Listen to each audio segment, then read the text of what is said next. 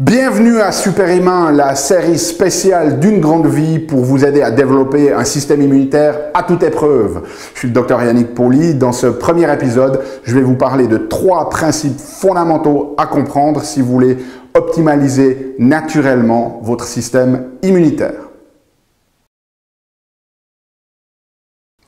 Bonjour, je suis le Dr Yannick Pauly, bienvenue à Super Humain, cette nouvelle série d'une grande vie où je vais vous proposer des stratégies pour prendre soin naturellement de votre système immunitaire pour qu'il devienne à toute épreuve. Les principes que je vais vous enseigner sont tirés du livre que j'ai écrit qui s'appelle Super Humain. Si ça vous intéresse d'aller en plus de détails, vous avez le lien pour l'obtenir dans la description. Mais ce que j'ai décidé de faire, c'est de mettre ces informations gratuitement à disposition de tous ici sur ma chaîne. Alors dans ce premier épisode, ce que nous allons faire, c'est de parler de 3 principes fondamentaux. Ils sont très importants pour bien prendre en charge naturellement son système immunitaire et pour optimaliser sa fonction. Alors, le premier principe qui est très important à comprendre, c'est que nous ne sommes pas en guerre. Okay. Si l'on regarde ce qui s'est passé sur les dernières années, depuis cette pandémie Covid, qui était en fait plus une pandémie de tests positifs qu'une véritable pandémie infectieuse, je ne vais pas entrer dans les détails de toute la manipulation qu'il y a eu autour, mais la manière dont le système de soins et la manière dont nos politiciens sur ces 3 dernières années ont pris des choses en place nous font croire que l'on est en guerre, le fameux « nous sommes en guerre » du président français Macron, nous sommes en guerre contre ce virus.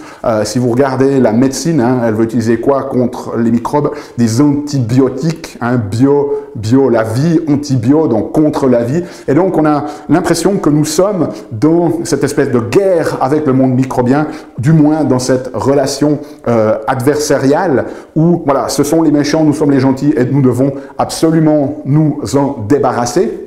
Et la réalité, elle est beaucoup plus complexe que ça. Et vous allez voir que les bases fondamentales pour devenir super humain, eh bien, c'est de sortir de cette notion « nous sommes en guerre, je dois me battre contre ces microbes » pour entrer dans une notion de, finalement, d'équilibre, de symbiose, si vous voulez, entre ces éléments. Parce que si nous sommes dans cette notion adversariale de « nous sommes en guerre », nous allons perdre la bataille. C'est juste impossible. Notre monde est fait de microbes. Il y a une étude très intéressante qui avait été publiée dans Nature Microbiology en 2011 qui estimait que sur Terre, il y a 1 quintillon de virus. Okay? On ne parle même pas de bactéries, on ne parle même pas des autres microbes, on parle juste des virus. 1 quintillon de virus. Alors c'est quoi 1 quintillon? Je vous l'ai écrit là, c'est ce chiffre ici. C'est 1 suivi de 30 zéros. J'ai aucune notion de ce que ça représente. Il donnait des métaphores. Mis bout à bout, tous ces virus feraient une longueur de 100 millions d'années-lumière. Alors même ça, ça ne nous aide pas à nous représenter, mais c'est essentiellement 1000 fois la largeur de la Voie lactée. Ça vous aide? Moi, ça ne m'aide toujours pas, mais juste d'imaginer cette grandeur de ce chiffre, la quantité juste incompréhensible de virus qui sont sur Terre, pour mieux nous faire comprendre. Dans chaque mètre carré, la surface que j'ai ici, autour de moi en ce moment, il y a environ 800 millions de virus qui se promènent. Okay? Donc vous imaginez bien que moi tout seul, contre ces 800 millions, si on est dans une notion de guerre adversariale, la bataille est perdue d'avance. Par contre, on va pouvoir entrer dans une relation symbiotique d'équilibre, de collaboration même avec ces éléments. Et ça, c'est le deuxième grand principe qu'il faut comprendre que ce n'est pas tant à propos du virus ou du microbe ou de la bactérie, c'est à propos de notre terrain.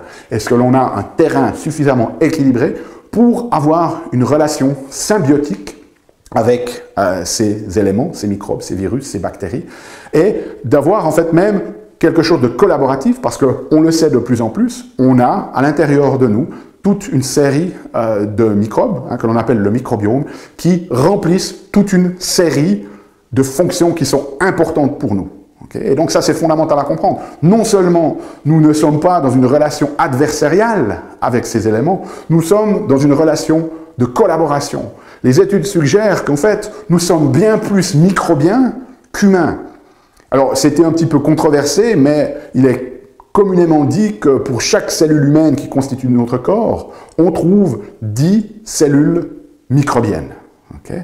Donc vous imaginez qu'on est quasiment, si on prend ce chiffre, d'autres ont dit que c'était un équilibre de 1-1, mais prenons cette métaphore, que l'on a une cellule humaine pour 10 cellules microbiennes dans notre corps, ça veut dire qu'on est essentiellement 90% microbiens.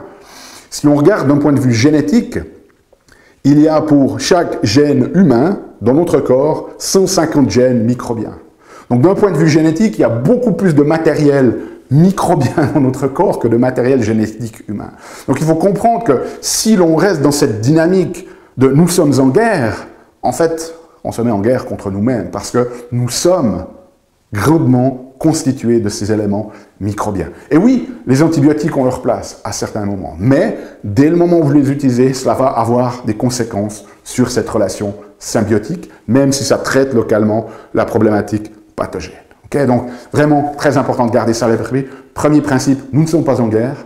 Okay. Deuxième principe, c'est une question de terrain. Nous sommes principalement microbiens. Et donc, tant que notre terrain est équilibré, cela nous permet d'avoir une relation collaborative, symbiotique avec ces éléments et pas le besoin d'entrer dans quelque chose d'adversarial et de guerrier. Okay. Troisième principe que je voulais aussi clarifier avec vous, c'est la notion. Dans les conseils qu'on vous a donnés, vous allez entendre sur Internet ces conseils de comment stimuler votre système immunitaire, comment booster votre système immunitaire. Ça, ce sont des concepts généraux qui n'ont pas vraiment leur place dans une prise en charge appropriée parce que ça laisse suggérer que voilà, le système immunitaire, c'est juste une chose et qu'on peut le booster de manière générale. Okay? C'est absolument pas comme ça que ça fonctionne, comme je vais vous l'expliquer dans cette série. En fait, la réalité est que si vous avez une maladie auto-immunitaire, ou votre système immunitaire, certaines parties du moins, sont déjà trop actives et se retournent contre vous, la dernière des choses que vous voulez faire, c'est de booster ou de stimuler ces zones. Okay. Et donc c'est très très important que lorsque l'on va parler de renforcer le système immunitaire, de créer un système immunitaire à toute épreuve, de créer un système super humain, c'est en fait de comprendre l'équilibre entre les différentes parties du système immunitaire et de savoir quand soutenir une partie, quand soutenir des parties qui attaquent, quand soutenir des parties qui contrôlent le système immunitaire et surtout de le faire dans quel timing. Okay. Si vous êtes exposé à un virus, prenons le Covid, et que vous venez booster, stimuler le système immunitaire naturellement, en début d'infection, ça peut être très utile. Mais si votre corps n'arrive pas à faire face et qu'il tombe dans cette tempête cytokinique qui peut être dangereuse dans le virus, et que vous continuez de stimuler un système immunitaire qui s'est déjà emballé, vous allez faire plus de dégâts. Donc, il y a des questions de comprendre ces équilibres très dynamiques à l'intérieur du système immunitaire, et puis de comprendre aussi le timing des choses. Ça, c'est très, très important, et c'est ce que je vais vous montrer dans cette série. Donc, voilà pour ce premier épisode. Moi, je me réjouis de vous retrouver pour le deuxième épisode, où nous allons parler des barrières de protection de notre corps.